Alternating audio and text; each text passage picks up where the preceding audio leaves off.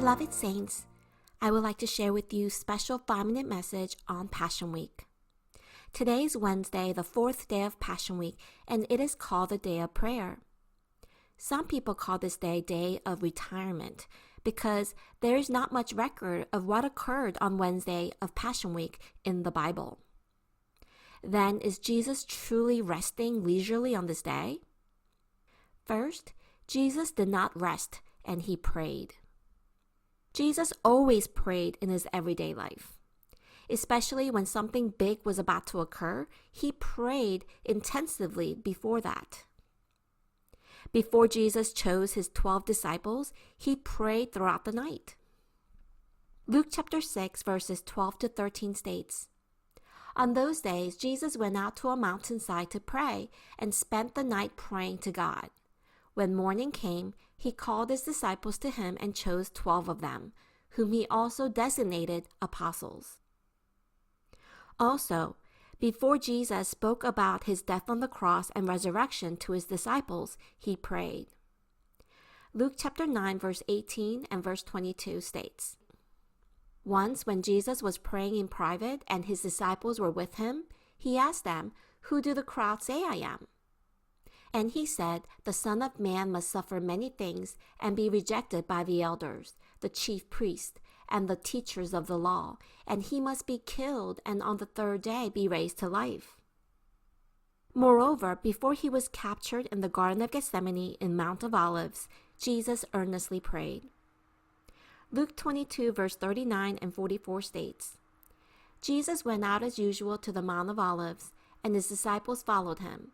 And being in anguish, he prayed more earnestly, and his sweat was like drops of blood falling to the ground." In such a way, Jesus lived a life of prayer at every moment. And so it does not make any sense that Jesus did not pray on this 4th day of Passion Week Wednesday and that he rested leisurely. Second, Jesus rebuked Judas Iscariot and praised the woman who poured the perfume.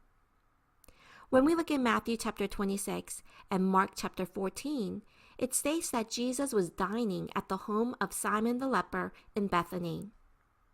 At that time, one woman came with an alabaster jar of very expensive perfume and poured that perfume on Jesus' head when he was eating.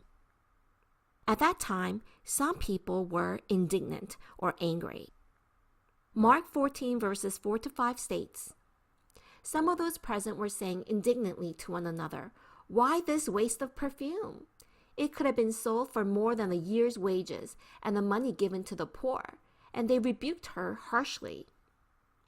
In Matthew 26 verse 8, it states that the disciples were indignant. John chapter 12 states that the leader who was indignant was Judas Iscariot. John chapter 12 verses 4 to 5 states, "But one of his disciples, Judas Iscariot, who was later to betray him, objected.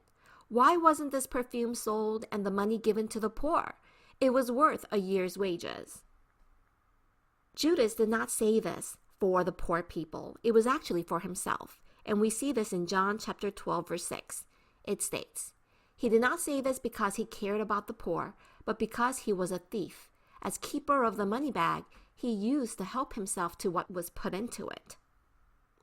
Thus, Jesus rebuked Judas Iscariot and said, "Leave the woman alone." He also said that the woman poured the perfume to prepare for the Lord's burial. Wherever the gospel is preached throughout the world, what she has done will also be told in memory of her. And this is stated in Matthew 26 verses 12 to 13 and Mark 14, 8 to 9. Afterwards, Judas Iscariot went to the high priest with a resentful heart. The reason was to sell out Jesus, his teacher. As a result, Judas received 30 pieces of silver, which was a price paid for one slave. From then on, Judas watched for opportunity to hand Jesus over, and this is stated in Matthew 26:16. Beloved saints, our Jesus saw all of the situations. He knew everything that was about to occur, but still he prayed also for Judas Iscariot who betrayed him. We can confirm this because the very next day, Jesus also washed the feet of Judas Iscariot. I pray that we will learn from Jesus, who gave the greatest love to us until the very end. Let us truly possess the heart of our Lord and earnestly pray. Just like the woman who prepared for the Lord's burial by pouring that perfume on his head, let us also be able to refresh the Lord's heart. I bless in the name of the Lord.